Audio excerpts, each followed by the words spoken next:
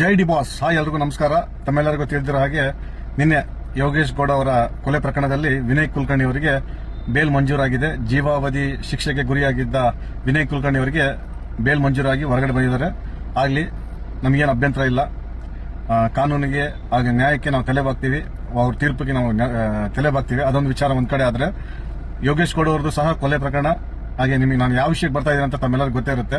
ಯೋಗೇಶ್ ಗೌಡ ಅವ್ರದ್ದು ಕೊಲೆ ಪ್ರಕರಣ, ಈ ಕಡೆ ರೇಣುಕಾಸ್ವಾಮಿ ಅವ್ರದ್ದು ಕೊಲೆ ಪ್ರಕರಣ. ರೇಣುಕಾಸ್ವಾಮಿ ಕೊಲೆ ಪ್ರಕರಣದಲ್ಲಿ ನಮ್ಮ ಪ್ರೀತಿಯ ದರ್ಶನ್ ಸರ್ ಅವರು ಸಹ ಒಳಗಡೆ ಇದ್ದಾರೆ. ಅವ್ರಿಗಿನ್ನ ಯಾವುದೇ ರೀತಿಯಾದ ಶಿಕ್ಷೆ ಪ್ರಕಟ ಆಗಿಲ್ಲ. ಅಂತದ್ದು ಇವ್ರನ್ನ ಯಾಕೆ ಬೇಲ್ ಮೇಲೆ ಕೊಡಕ್ಕೆ ಸಾಧ್ಯತೆ ಆಗ್ತಾ ಇಲ್ಲ? ಏನಪ್ಪಾ ವಿಷಯ? ಇದಕ್ಕಿಂತ ಮುಖ್ಯವಾದ ವಿಷಯ ಏನಪ್ಪಾ ಅಂತಂದ್ರೆ, ಇದೇ ಹೈಕೋರ್ಟ್ ಬೇಲ್ ಮಂಜೂರು ಮಾಡಿ ದರ್ಶನ್ ಸರ್ನ ಹೊರಗಡೆ ಬಿಟ್ಟಿತ್ತು. ಇದೇ ಹೈಕೋರ್ಟ್ ವಿನಯ್ ಕುಲಕರ್ಣಿ ಅವರಿಗೆ ಜೀವಾವಧಿ ಶಿಕ್ಷೆ ಹಾಕಿತ್ತು. ಇದು ಸುಪ್ರೀಂ ಕೋರ್ಟ್ ಹೋಗದೆ ಜೀವಾವಧಿ ಶಿಕ್ಷೆ ಆಗಿರೋಂತ ವಿನಯ್ ಕುಲಕರ್ಣಿ ಅವ್ರನ್ನ ಬೇಲ್ ಮೇಲೆ ಹೊರಗಡೆ ಬಿಡ್ತಾರೆ. ಇದೊಂದು ಕಡೆ ನ್ಯಾಯ ಆದ್ರೆ, ಇದೇ ಹೈಕೋರ್ಟ್ ಬೇಲ್ ಕೊಟ್ಟಿರೋದನ್ನ ರಿಜೆಕ್ಟ್ ಮಾಡಿ ಸುಪ್ರೀಂ ಕೋರ್ಟ್ಗೆ ರಾಜ್ಯ ಸರ್ಕಾರ ಹೋಗಿ ದರ್ಶನ್ನ ಮತ್ತೆ ಒಳಗಡೆ ಹಾಕ್ತಾರಂತ ಇದೇನ್ ನ್ಯಾಯ? ಕಾನೂನು ಎಲ್ಲರಿಗೂ ಒಂದೇ, ನಾವು ಕಾನೂನು ತಲೆ ಬಾಗ್ತೀವಿ. ಹಾಗೆ ನನಗೆ ಯಾವುದೇ ರೀತಿಯಾದ ಅಭ್ಯಂತರ ಇಲ್ಲ ಈ ವಿನಯ್ ಕುಲಕರ್ಣಿ ಅವರ ವಿಷಯದಲ್ಲಿ. ನಾವೇನು ತಲೆ ಕಟ್ಕೊಳಲ್ಲ. ಆದ್ರೆ ಯಾಕೆ ಇದು ಕಾನೂನು ಅಂದ್ರೆ ಎಲ್ಲರಿಗೂ ಒಂದೇ ರೀತಿ ಅಲ್ವಾ? ಇಲ್ಲಿ ಇನ್ನ ಏನು ಶಿಕ್ಷೆನೂ ಆಗಿಲ್ಲ, ಏನೂ ಆಗಿಲ್ಲ. ಅಂತದ್ ಯಾಕೆ ಇವರಿಗೆ ಇಷ್ಟು ಬೇಲ್ ಕೊಡೋದಕ್ಕೆ ಇಷ್ಟು ಇದು ಮಾಡ್ತಾ ಇದ್ದೀರಾ?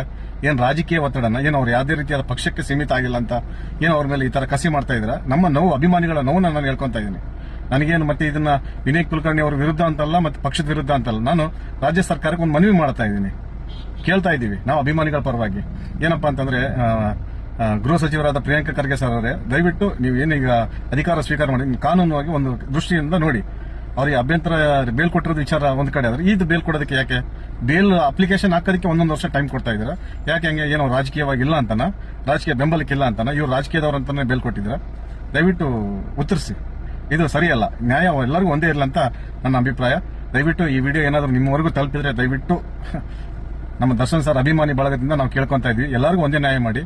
ಬೇಲ್ ಮಂಜೂರು ಮಾಡಕ್ಕೆ ಅವ್ರೇನು ಅದನ್ನು ಕೊಲೆನೇ ಇದನ್ನು ಕೊಲೆನೇ, ಎರಡು ಒಂದೇ ಕೊಲೆನಲ್ಲ. ಅದು ಪ್ರೂವ್ ಆಗಿ ಜೀವಾವಧಿ ಶಿಕ್ಷೆ ಆಗಿದ್ರೆ ಬೇಲ್ ಕೊಟ್ಟಿದ್ರ, ಮತ್ತೆ ನಮ್ಮ ದರ್ಶನ್ ಸರ್ಗೆ ಯಾಕೆ ಇಲ್ಲ ಅನ್ನೋದು ನೋವು ಅಷ್ಟೇ. ನಾನು ಎಲ್ಲರಿಗೂ ಒಳ್ಳೇದಾಗ್ಲಿ ಅನ್ನೋದೇ.